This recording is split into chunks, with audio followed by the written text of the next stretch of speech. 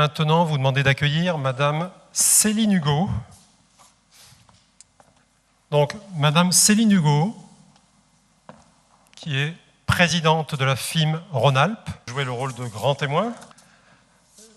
Question toute simple. Pouvez-vous nous présenter la FIM et nous dire comment aujourd'hui la FIM accompagne l'ensemble des sujets que nous avons prévu donc d'aborder aujourd'hui? Oui, bonjour. Donc, grand témoin, je ne sais pas, mais témoin en tout cas. Je parle donc au nom de la FIM en tant que présidente de la FIM Rhône-Alpes et aussi responsable d'une petite société, Violet Industrie, une vingtaine de personnes en France, dans les métiers de la métallerie et de la tôlerie. Alors, en deux mots, d'abord, la FIM. Au niveau de la France, la FIM a une grande mission, c'est celle d'aider les mécaniciens à concevoir d'abord, à produire en France, et puis évidemment à vendre en France, mais aussi à l'export, puisque la FIM, du moins ses représentantes, ses entreprises représentantes, vendent directement ou indirectement à plus de 60% leur chiffre d'affaires à l'export, d'où l'importance de l'export dans les métiers de la mécanique française. La FIM, c'est une trentaine de syndicats qui regroupent à la fois les métiers de la transformation des métaux, les métiers des équipements, des biens d'équipement, que ce soit les machines, les process, les robots, puisqu'on en parlera, et puis également les métiers de la précision, c'est donc tout ce qui touche au contrôle, mais également à l'optique. Essilor, par exemple, est un des membres de la FIM. Quelques chiffres, 115 milliards d'euros de chiffre d'affaires, c'est à peu près le niveau de 2008 pour 2014, avec donc une activité en progression. Également une progression prévue aux alentours de 2% pour 2015. Donc on est quand même globalement assez optimiste. Les filières porteuses l'année dernière ont été essentiellement liées à la mobilité, donc automobile, ferroviaire, aéronautique. La mécanique en France, c'est toujours la 6e puissance mondiale. Et enfin, en nombre de salariés, on compte environ 600 000 personnes. 600 000 personnes, c'est 21% de l'emploi, une grosse vingtaine de pourcents de l'emploi industriel. Tout ça pour dire que la mécanique en France compte à la fois par les effectifs et par le chiffre d'affaires. Et on verra également qu'elle est assez transversale et sert tous les métiers industriels. C'est donc un petit peu la charnière de l'industrie française. Au niveau Rhône-Alpes, donc 18 milliards d'euros de chiffre d'affaires et 130 000 salariés, avec une activité globalement centrée sur la transformation des métaux. Il y a énormément d'activités de sous-traitance en Rhône-Alpes et donc plus généralement transformation des métaux. Alors maintenant, si on passe à l'usine du futur en tant que telle. Donc l'usine du futur, c'est un des grands axes lancés par le gouvernement depuis 2 ans, donc par Montebourg d'abord, repris par Macron. On est passé d'usine du futur à bientôt vraiment un axe fort du gouvernement qui s'appellera industrie du futur. Ce qu'il faut savoir, c'est qu'en France, on a ces dernières années accumulé un retard considérable en matière d'industrialisation. Un exemple tout simple, on a acheté ces 10 dernières années, environ 20 000 machines, donc des robots en particulier, mais plus généralement des machines, quand les Italiens en ont acheté 35 000 et les Allemands 200 000. Donc on apprécie bien le gap qu'il y a à ramarrer depuis cette dizaine d'années. Donc l'industrie du futur, c'est d'abord rattraper notre retard en matière d'investissement. Les annonces d'hier encore le soulignent. Donc on a un énorme retard à rattraper. Donc c'est rattraper le retard en investissement. Mais l'industrie du futur, ce n'est pas uniquement de l'investissement.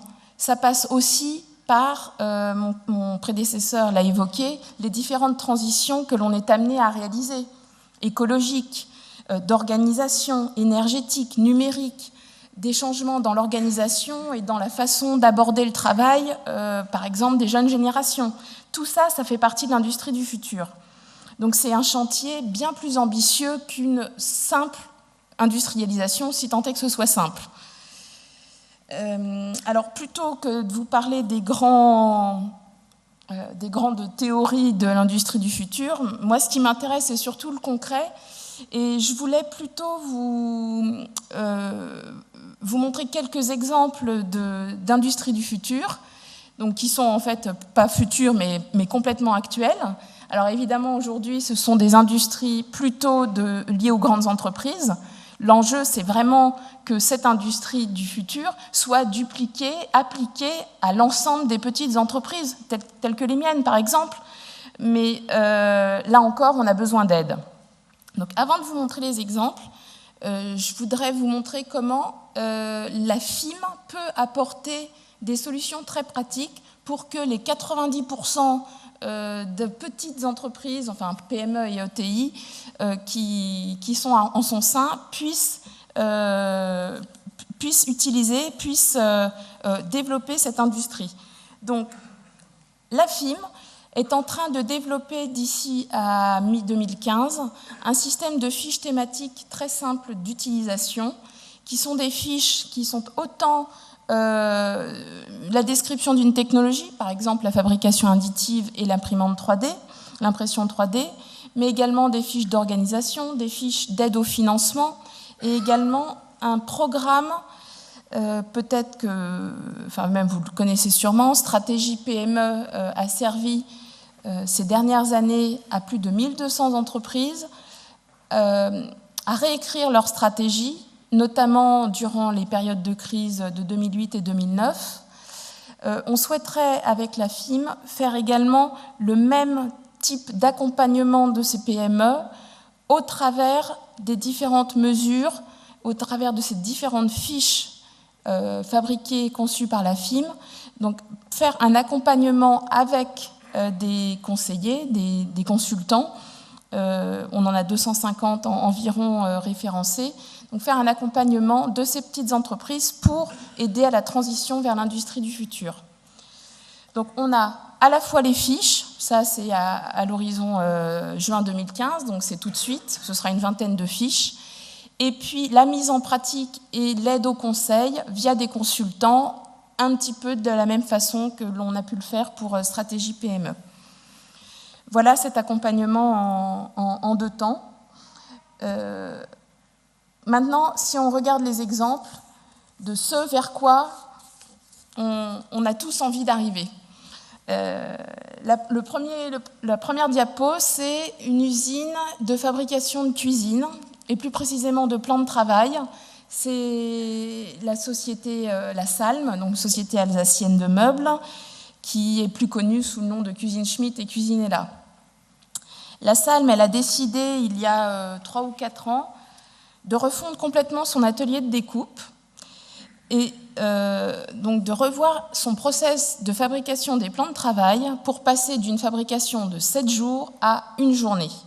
Elle y est parvenue en industrialisant à la fois son process et en le connectant homme-machine, machine-machine et homme-homme. Donc aujourd'hui, après 3 ans de fonctionnement, elle a pu embaucher 200 personnes et elle réalise 80% de la production de ses plans de travail pour l'export. Donc c'est un exemple d'usine qu'on pourrait qualifier du futur. La Salme, c'est 1500 personnes, donc c'est quand même déjà une belle ETI. On a ensuite un deuxième exemple, toujours parmi les gros, puisque ce sont eux qui ouvrent la voie. Donc là, on est chez PSA, on est à la fin de la chaîne sur les remplissages de fluides. Donc là, PSA a mis en place 2 choses. D'abord, de l'ergonomie pour faciliter le remplissage des fluides dans les autos, mais également une réalité augmentée pour savoir exactement où l'opérateur doit mettre quel fluide. Donc il a une espèce d'écran qui lui permet de visualiser exactement là où il doit remplir son fluide sans avoir à lire de fiches. C'est quelque chose qui facilite à la fois l'ergonomie physique mais aussi mentale de l'opérateur. Donc ça, c'était un deuxième exemple. Un troisième exemple qu'on évoque quand même depuis déjà quelques années, c'est la fabrication additive et l'imprimante 3D. Donc on a à la fois la fabrication, donc le process pour fabriquer une pièce qui change, mais également les matériaux, ou les deux, puisqu'aujourd'hui on développe de plus en plus de poudres spécifiques. Alors évidemment, ces poudres sont très chères aujourd'hui, du fait du faible nombre d'applications industrielles à ce jour, mais elles sont évidemment amenées à baisser, ce coût est amené à baisser et à se vulgariser. On a déjà des exemples sur des grosses entreprises qui utilisent réellement la fabrication additive comme une méthode industrielle série. J'étais il y a quelques mois chez Alstom à Beer, qui fabrique et qui rétrofit des ailettes de turbine pour les centrales à gaz. Aujourd'hui, tout le rétrofit des ailettes est industrialisé en impression 3D et ensuite en robot de soudure derrière. Alors qu'au départ, ce rétrofit était au cas par cas, ailette par ailette, c'était un travail colossal. Ils ont réussi à le robotiser et à l'industrialiser de façon série sur un process initialement plutôt unitaire. C'est également ça l'enjeu en fait de l'industrie du futur, c'est de pouvoir industrialiser de façon rapide et compétitive des process qui aujourd'hui répondent à une offre personnalisée, dédiée, avec des délais de plus en plus courts. Donc c'est a priori, si on regarde avec nos yeux d'il y a une dizaine d'années, quelque chose de complètement paradoxal, faire plus vite en faisant plus compliqué, mais le défi de l'industrie du futur, c'est aussi ça.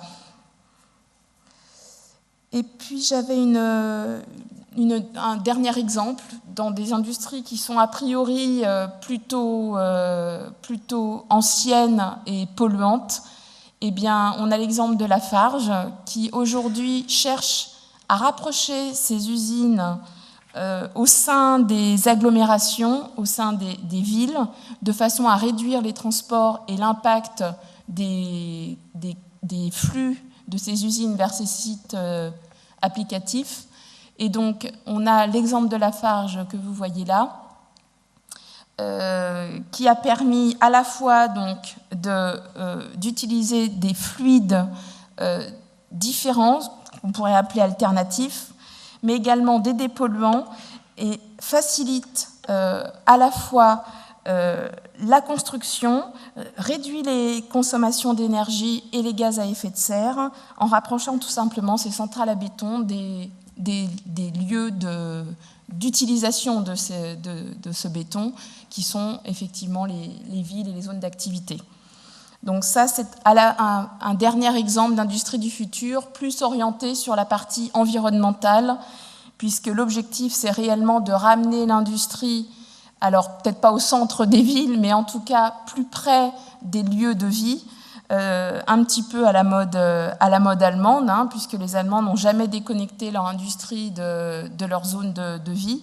Donc on a moins de flux pendulaires comme on peut le connaître en France dans les grandes agglos.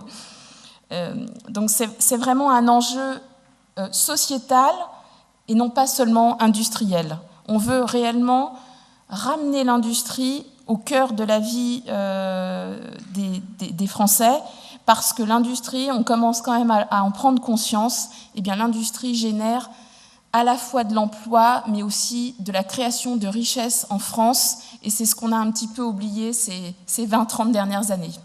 Je vous remercie. Merci Madame Hugo pour ces propos très clairs.